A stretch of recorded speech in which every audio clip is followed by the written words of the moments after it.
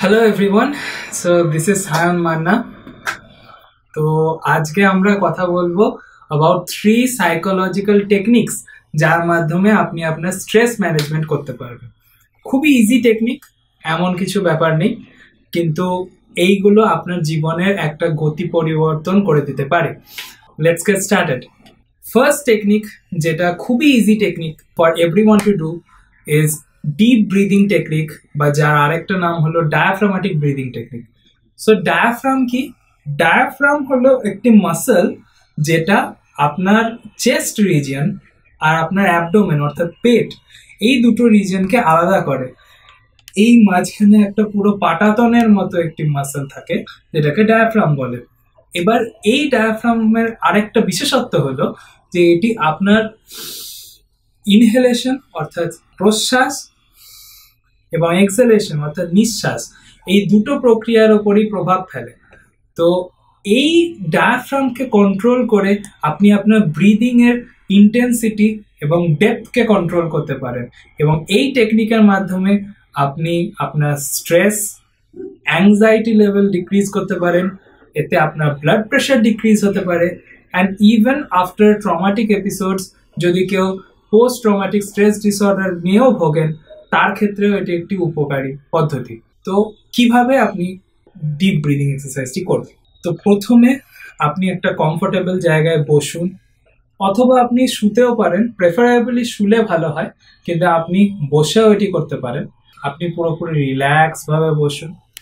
বসার পর আপনার ডান হাত চেস্টের ওপর রাখবেন আর বাঁ হাত পেটের ওপর রাখবেন।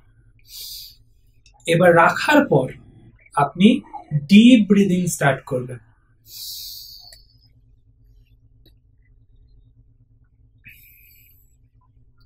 পাঁচ সেকেন্ড হোল্ড করলেন এবং তারপর ধীরে ধীরে ছাড়লেন।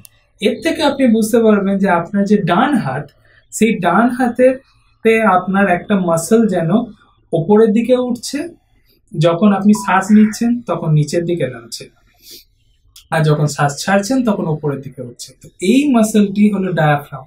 তো এই মাসলটাকে আপনি ফার্স্টে খুঁজে বার করবেন। দ্বিতীয়বার আপনি যখন প্রশ্বাস গ্রহণ করবেন, সেই সময় আপনি নাক দিয়ে আপনার প্রশ্বাস গ্রহণ করুন এবং আপনার চেস্টটাকে যতদূর সম্ভব স্ট্রেট রাখার চেষ্টা করুন।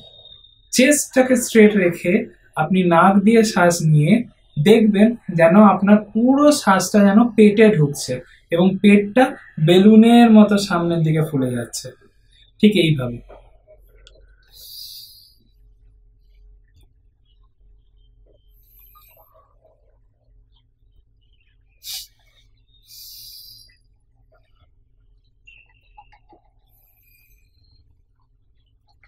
এরকম করে দুবার করুন, তারপরে 10 সেকেন্ডের জন্য একটু রেস্ট নিন, দিয়ে এই সাইকেলটা আপনি 3 বার রিপিট করুন। এই মুভমেন্টটা একটু কোঅর্ডিনেটেড মুভমেন্ট, একটুখানি প্র্যাকটিসের প্রয়োজন, সেই জন্য কখনো এটা ফোর্সফুলি করার চেষ্টা করবেন না। ন্যাচারালি ধীরে ধীরে এটা আপনি যখন আয়ত্তে চলে আসবে, তারপরেই দেখবেন আপনার স্ট্রেস কিভাবে পালিয়ে যাচ্ছে। তো এটি ছিল প্রথম পদ্ধতি, দ্যাটস ডিপ ব্রিথিং।